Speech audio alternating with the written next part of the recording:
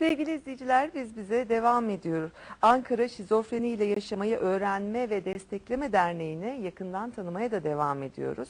Derneğin faaliyetlerini biraz açalım demiştik ara vermeden önce. Şimdi bizim derneğimizdeki faaliyetleri dört temel üzerinde şey yapabiliriz, aktarabiliriz. Pardon, amaç şizofreni hastalarını sosyalleştirmek mi? Tabii Derneğin sosyalleştirmek, faaliyetlerindeki ondan sonra amaç. topluma kazandırmak, kendi mesleği varsa o mesleğinde şeyini sürdürebilmesini sağlamak. Devamını sağlamak. Tabii bunlar profesörse profesörlüğünü gayet rahatlıkla yaptırabiliyorlar. Bilimsel üretkenlikleri oldukça yüksek. Sanat ve kültüre çok yatkınlar. İşte bunları toplumdan koparmadan topluma kazandırarak ve de topluma takdim ederek ve de toplumda bu yani insan bilmediği şey üzerinden korkar. Şimdi şizofreni üzerinde bilginiz yoksa şizofrenden korkarsınız. Tabii. Bu çok doğal bir şeydir. Şimdi Ankara'da ben buradan izleyicilerimizle paylaşmak istiyorum izninizle. Mavi At diye bir kafe var. Yine bir derneğin çatısı altında. Orada çalışanlar şizofreni hastaları.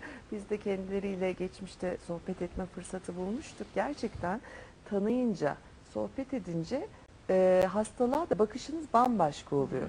Ve hepsinin yabancı dil bildiğini bilmek, çok iyi eğitimler aldığını görmek, satranç oynamaları vesaire, daha çok topluma karışmalarını sağlamak önemli sanırım, Tabii. değil mi? Bizim de bakış açımız değişiyor Amaç çünkü. o tabii. Bayram Bey'in dediği gibi yatağından çıkmayan, odasından çıkmayan, bütün gününü 3 metrekarelik bir odada geçiren hastalar var. O hastaları alıp toplumda belli bir noktaya getirmek çok önemli bir aşama.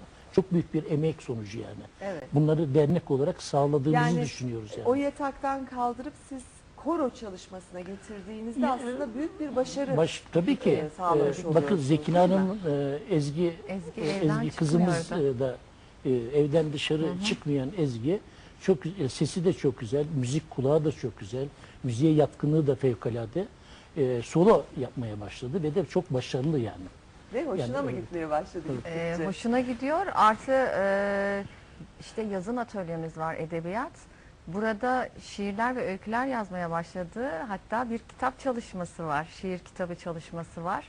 Bunlar tabii ki ona özgüven kazandırdı.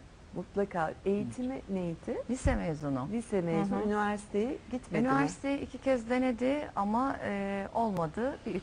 kez yine deneyecek. Yine deneyecek. Çok Evet. güzel.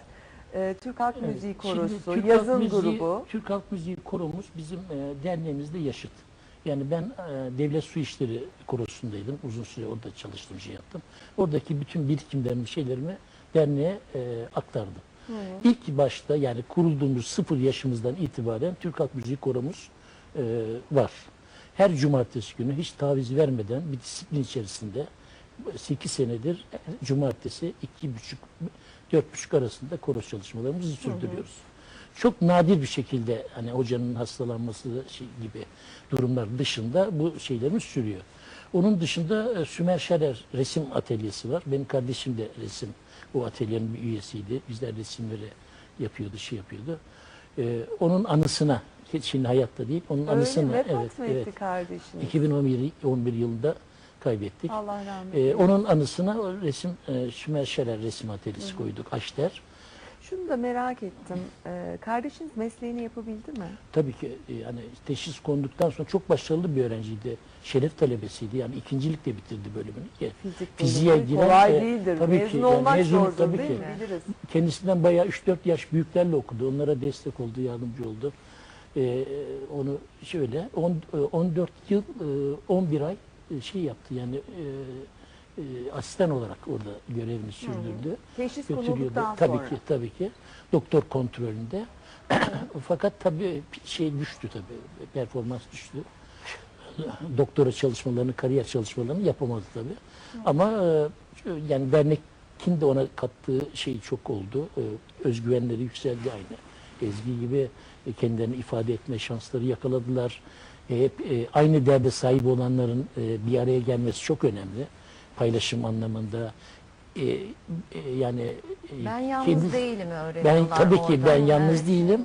Aynı dertten olanlar da var. Yani var, biz toplumda tek değilmişiz. Yani daha çok içlerine mi kapanıyorlar? Tabii ki. Evet. Duygusal Konuşmak tabii ki. istemiyorlar. Yani gerçeklikten kopuyorlar, işlerine dönüyorlar. Kendilerine bir dünya yaratıyorlar. İçe kapanık Ve oluyor. o dünyadan çıkmak Çıkmak istemiyor. tabii. Evet. Yani bunların çeşitleri fazla, oldukça fazla yani paranoid, şizofreni, işte katatonik, bunların aptalları var, çeşitleri var. Sonuçta şu faaliyetlerimiz olarak bir de yazın atölyemiz var. Hocamız gönüllü olarak bize destek veriyor. Burada yazın atölyemizde düz yazılar, şiirler üretiyoruz. Hocamızın belli bir konu başlığı altında. Edebiyat dünyasından şairlerimizi, yazarlarımızı konuk ediyoruz. İmza söyleşi günleri hoş. yapıyoruz. Çok mükemmel geçiyor. Her gelen derneğimizle ilgili aynı şeyi söylüyor. Çok sıcak bir ortam, çok samimi bir ortam, çok dürüst bir ortam. Atmosferi böyle. Bunu söylemeyen çok nadir insan var yani. Şimdi Zekine Hanım, siz söylemiştiniz sanırım. Öncelikle biz sevgimizi koyuyoruz Evet. işin içine Evet. dediniz. Yani sizlere hayranlık duymamak mümkün değil. Siz son derece bilinçli bir anne olarak zaten erken yaşta Evet. tanıyı koydurabilmişsiniz. Siz kardeşiniz olmasına rağmen bu yola baş koymuşsunuz. Başka hastalara da yardım için dernekleşme yoluna gitmişsiniz. Siz de zaten eşiniz, herkes hayretler içerisinde. Bir insan eşi için işini bırakır mı? Alacağı parayı yarıya indirip sadece eşine vakit ayırıp onu tekrar ayağa kaldırır mı diye. Olmaz denileni başarmışsınız. Siz- Derneğimizin tabii çok Evet. büyük katkılar var. Benim eşim de türkü korosunda, şimdi evde benim yanımda dahi bir parçayı, şarkıyı mırıldanmaya utanır. Öyle mi? Sıkılır. Biz yaklaşık 30 yıllık evliyiz. Ama ilk defa türkü korosunda şefimizin, Nurgül hocamızın birazcık da baskısıyla soloya çıktı. Büyük başarı diyorsunuz. Büyük başarı. Ben de eşlik ettim. Çok bunaldı. Yanına geldim. Beraber söyledik. Ondan sonra 3-5 defa çıktı. Şu anda bağlama kursumuz var. Azmetti. Bağlama aldık. Bağlama öğreniyor kursta. Yani sevginin üstünden, Tabii, üstesinden gelemeyecek hiçbir şey yok. Siz Bunu anlatıyorsunuz sevgi bize. en büyük ilaç. Gerçekten en büyük ilaç. Ve bu sevgi toplumun dışında önce en yakınından gelecek. Zarar da en yakınından geliyor. Sevgi de, fayda da en yakınından geliyor. Aslında Bunu doğru idrak söylüyorsunuz. edebiliyorsak yapılmayacak şey yok. Evet. Şimdi Avrupa'da ben en son Avrupa Birliği'nin düzenlediği bir sempozyuma katıldım derneğimiz adına. Daha önce de bir bakanlığın bir çalıştayı vardı. Orada yabancı şizofren hastaları geldi. Ben şunu anladım. Biz Türkiye olarak, ülke olarak Avrupa'nın 50 yıl gerisinden gidiyoruz. Tamam, biz Bu konularda tabii mı tabii özellikle? ilaçlarımız falan şu anda hemen hemen güncel.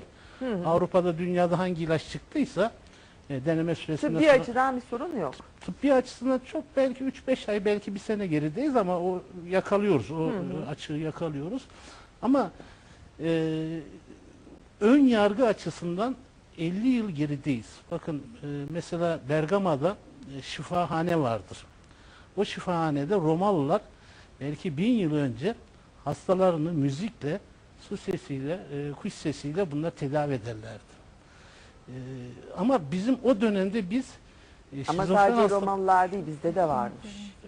Müzik terapi, öyle hastaneler kurulurmuş Osmanlı'da da. Biz hani bunu programlarımızda konuştuğumuz için biliyorum, makamlarla, su sesleriyle söylediğiniz gibi örnekleri Ama de şimdi sunmuştuk. şöyle, mesela 60'lı yıllarda Avrupa toplumsal sağlığı merkezlerini açtığında bilimsel olarak had safhadaydı gerçekten o dönemde. Evet. Ama biz baktığımız zaman Mazhar Osman dönemine geldiğimizde Mazhar Osman dönemi, Mazhar Osman Bakırköy'ün ünlü bir şeyi, başhekimi. Mazhar Osman dönemine kadar bilimsel hiçbir tedavi yoktu. Şizofren hastaları işte koğuşlara atılıyordu, işte cırılcıklar, her taraf pislik, su sıkıyorlardı vesaire. Rezalet, yani gerçekten dehşet bir görüntüler vardı. Mazhar Osman'dan sonra bilimsel olarak gerçekten çok büyük adımlar atıldı. İyileştirmeler başladı. Şunu söylüyorlar, biz artık bu akıl hastaneleri denen binaları kapattık diyor adamlar. Almanya'da değil. Avrupa'da. Avrupa'da. Avrupa'nın çoğu yerinde. Biz bunları kapattık. Hastalarımızı evlere aldık diyorlar. Tamam, evlere alındı ama kimler bakıyor hastalara? Şimdi şöyle bir devlet güvencesi var. Orada şimdi bizim Türkiye'mizde ne yapıyorsunuz? Rehabilitasyon için hastaneye gidiyorsunuz. İlacınızı devlet veriyor. Bakıma ihtiyacınız varsa işte temizlikçi gönderiyor. İşte rehabilitasyon için psikolog size tayin ediyor. Böyle bir devletin bir desteği yok. Devlet sadece senin bunları yapabilmen için neye ihtiyacın var? Kaç paraya ihtiyacın var? Atıyorum 2000 euro. 2000 euro maaş veriyor. İstediği desteği o kişi kendisi alıyor. Ekonomik İstediği kişi. açıdan Tabii bir ekonomik destek. açıdan güçlü. Normal bireylere verilen ücretin belki 2 katını onlar veriyor şu anda. Ama biz ne yapıyoruz Türk devleti olarak? Biraz eleştirmiş gibi olacağız ama parça parça veriyoruz hepsini. Bir yerde sadaka vermiş gibi oluyoruz. Ama bunları vereceğiniz ücretini verin. O kişi mesela camını silemiyor mu? Ortopedik engelli mi? İstediği temizlikçi, cam siliciyi çağırsın, kendisi istediği şekilde sildirsin. Ona o özgürlüğü tattırın. Evet. Ve böylelikle de topluma entegre olmasında da büyük bir kapı açmış Yani olacaksınız. devletin özellikle çok daha fazla üzerine eğilmesi Tabii, gereken tabii. bir durum. Bir ruh sağlığı yasamız var. Aslında bütün bu eleştirdiğimiz şeyler belki birçoğunu giderecek bir yasa. Ama taslak halinde ne hikmetse bir türlü çıkamıyor, çıkartamıyoruz. Ama Evet, çıkacağını da telefon umuyoruz. hattımızda da bir izleyicimiz var, sanırım dernek üyesi Selçuk Bey. Hoş geldiniz programımıza. İyi günler diliyoruz size. İyi günler, iyi günler hanımefendi. Teşekkür ederim. Ve sizi dinliyoruz. Sanırım söyleyecekleriniz var. Ben de derneğe üyeyim. Coşar Bey derneğine kurmuş oldukları derneğe 2 yıldan fazladır üyeyim. Evet. Hasta yakını Evet. mısınız? Hayır, ben kendim bizzat hastayım. Şizofreni hastasıyım ben de. Evet. Kaç yaşındasınız? 40 yaşındayım ben. 40 yaşındasınız. O zaman sizin söyleyecekleriniz de çok önemli bu hastalıkla ilgili. Dinliyoruz sizi. Ben sadece şunu söylemek istiyorum. Ben bu derneğe üye oldum. 2 yıldan fazla üyeliğim var benim. Orada kendimi buldum diyebilirim. Çok iyi dostluklar, arkadaşlıklar edindim orada. Sağ olsunlar bizimle bir aile gibi ilgilendiler. Ben ailemden görmediğim desteği orada gördüm. Bunu da söylemekten gocunmuyorum. Hepsine çok çok teşekkür ediyorum. Sizlere de teşekkür ediyorum böyle bir program hazırladığınız için. Ne demek efendim? Biz teşekkür ediyoruz katıldığınız topluma. Sizler vasıtasıyla anlattığımız için bu rahatsızlığı. Çok sağ olun. Sizi uğurlayalım mı? Var mı başka ekleyecekleriniz sözlerinize? Ben hepinize ayrı ayrı çok çok teşekkür ediyorum. Programı takip ediyorum ben şu anda. Pekala. İyi günler diliyoruz biz de size. İyi günler, Hoşçakalın. iyi günler hanımefendi. İyi günler. Şimdi Sabiha Hanım da tabii çok önemli aşamalar geçirmiş. Hem kızı hem oğlu şizofreniyle mücadele içerisinde. Ama buna rağmen bir dernek kurmak için öncülük yapmışsınız. Sizdeki gücü de takdir etmemek mümkün değil elbette. Peki şu anda çocuklarınızın durumu nasıl? Oğlumu kaybettik. Öyle mi? Allah rahmet eylesin. 4 sene oldu. Fakat son 4-5 sene bu derneğe gelerek teselli buldum. Derneğe katıldı. Sesi güzeldi. Çok güzel türküler söyledi. Şeylerde de var. Çalışma programlarımızda da var. Resimleri falan var. Kızım da baştan geldi. Katıldı derneğe. Öbür dernekte de başladık. Fakat sonradan işte bir içine kapanma bir durumu oldu. Ama evde bütün işleri yapıyor. Çarşı, pazar, yemek, bulaşık, her türlü işleri yapabiliyor. Fakat derneğe katılmak istemiyor. Ben de artık ısrar etmiyorum. Evde kendini meşgul edecek dikiş, nakış, Kendine boyama güzel gibi bir faaliyet alanı faaliyetler yaratmış. var. Evet, onlar tabii ben de alıyorum, masraflarını destekliyorum. Kasnak'ta çok güzel işler yapıyor. Resim yapıyor gibi böyle kendini, zaten ev işleri bütün ona bıraktım. Farz et ki ben öldüm dedim. Bundan sonra kendi hayatını Sorumluluk senin devam dediniz. ettireceksin. Nasıl yapıyorsan yap dedim. Ve de güzel başarıyor, yapıyor, çarşı pazar gidiyor, alıyor, geliyor, evde ne ihtiyaç var onları düşünebiliyor.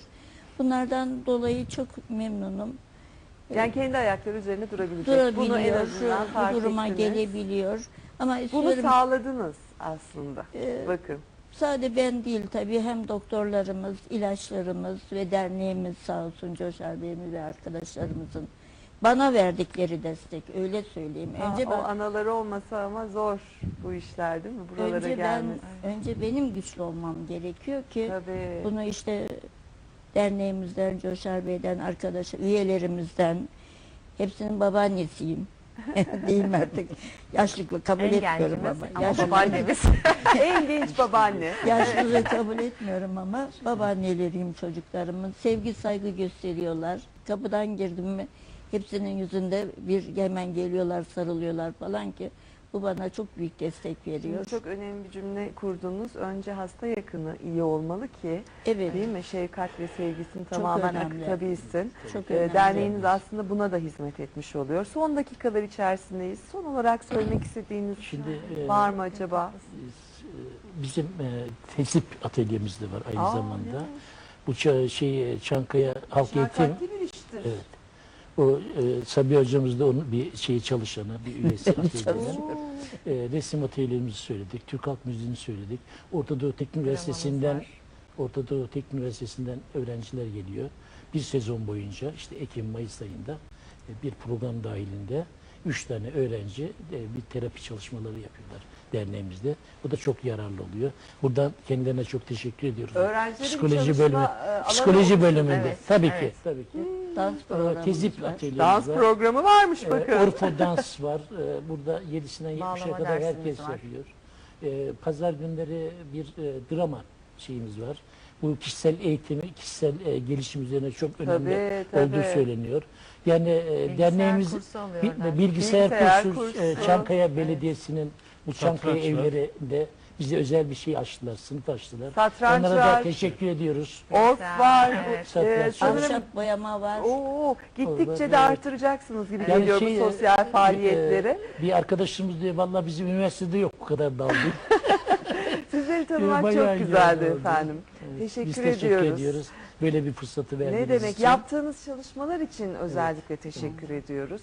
Kolaylıklar diliyoruz aynı teşekkür zamanda. Çok sağ olun. Bir de, Bize bu konuda Limak şirketi de çok büyük destek İsim veriyor. vermeyelim. İsim Firma vermeyelim. ismi Ben en Ben en vermiyoruz son lütfen. şunu söylemek Buyurun. isterim. En büyük engel sevgisizliktir diyorum.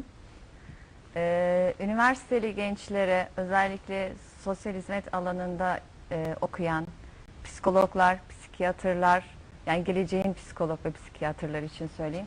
Gençlerimiz derneklerimize daha ilgi göstersinler. Son sözümüz de bu Korkmasınlar olsun o zaman. diyorum. Korkmasınlar. Evet. Gençlerden ilgi bekliyorsunuz. Evet. Sevgili izleyiciler, konuklarımızı uğurluyoruz ama biz bize de sıradası bir ara vereceğiz. Sonrasında tekrar karşınızdayız.